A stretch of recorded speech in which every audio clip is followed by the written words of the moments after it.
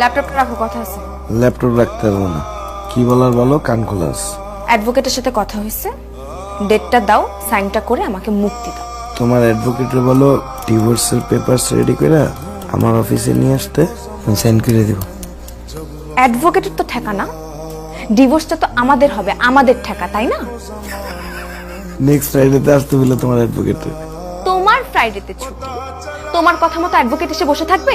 তাইলে আমার কিছু করার নেই। আমি পাগল হয়ে যেতেছি, আমি এগুলো আর নিতে পারতেছি না।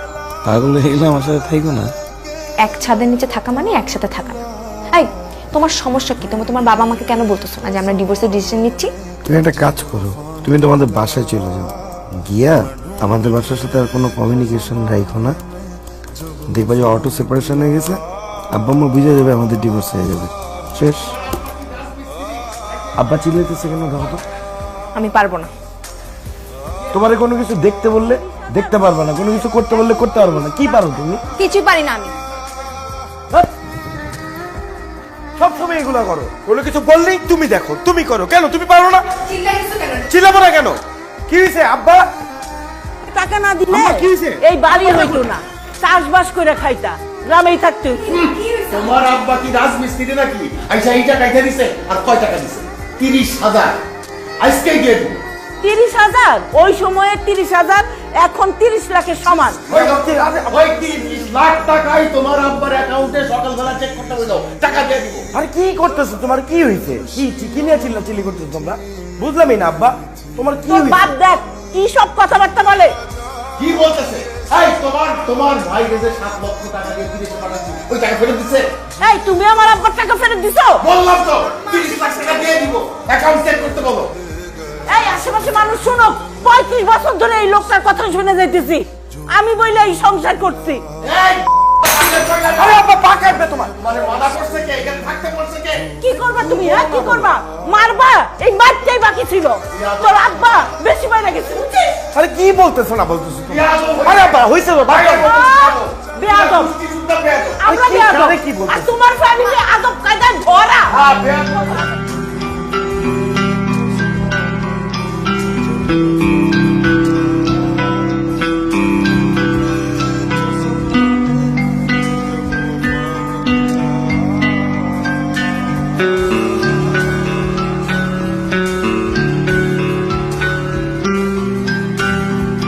সকালবেলা অফিস করে সারাদিন অফিস শেষে আমি টাইম মতো সময় মতো ঘরে ফিরতে পারি, আর তুমি টাইম মতো আসতে পারো না।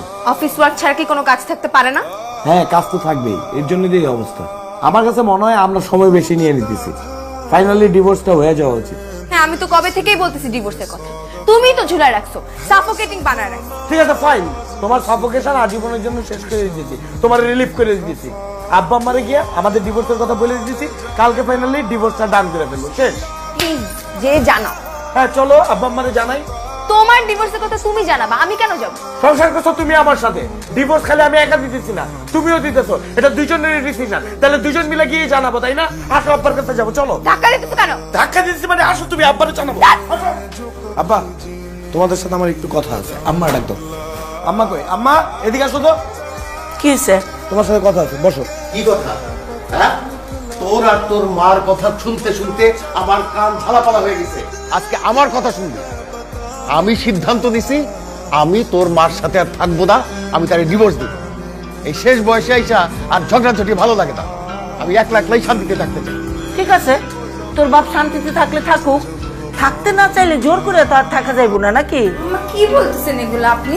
আর তুমি কি বলতেছো আব্বা এইসব কথাবার্তা? হ্যাঁ, তুমি আমার সাথে থাকবে না মানে ডিভোর্স দিয়ে দিবা মানে? মানুষ শুধু তোমাদের কি বলবে? মানুষ শুনলে কি বলবে তাতে আবার তো কিছু আসে যায় না। আর মানুষজনকে আমার খাওয়ায় না পড়ায় যে মানুষের কথা আমার নাচতে হবে? 35 বছর ধরে তোমরা একসাথে আসছো, সংসার করতেছো, এখন কথা নেই বার্তা নেই, এরকম একটা ডিসিশন নিতেছো। তুমি এই বয়সে একা একা থাকতে পারবা? তুমি আম্মারে ছাড়া কখনো থাকছো? তুমি সকালবেলা ঘুম থেকে ওঠার পর তো আম্মারে খুঁজো, আর আম্মা তুমি আব্বারে ছাড়া কিভাবে থাকবা? তুমি আব্বা যদি একটু অফিস থেকে আসতে লেট করে তুমি তো পাগল হয়ে যেতা, তুমি ফোন দিতে থাকতে টেনশনে যে আব্বা কখন আসবে কখন আসবে, আর এখন এরকম ডিসিশন নিতেছো তোমরা দুজনে ছাড়া থাকবা, এটা কিভাবে সম্ভব? অভ্যাস অভ্যাস বদলাইলেই মানুষ পারে, আমিও বদলাই ফেলবো। না আব্বা, এগুলো শুধু অভ্যাস না। আপনাদের মধ্যে ভালোবাসা আছে দেখে আপনারা 35 বছর একসাথে সংসার করছেন। এই বয়সে এসে যদি আপনারা এইগুলো বলেন তাহলে আমরা কি শিখবো আপনাদের থেকে? ডিভোর্স দিতে বয়স লাগে না, যে কোনো বয়সে ডিভোর্স দেওয়া যায়। না আব্বা, তুমি এসব ঠিক বলতেছো না। হুট করে তো এই ডিসিশনটা তোমরা নিতে পারো না আব্বা। তোরা যে আমাকে জ্ঞান দিতেছস, তোরা নিজেরা বুঝোস? বুঝি দেখি তো বলতেছি।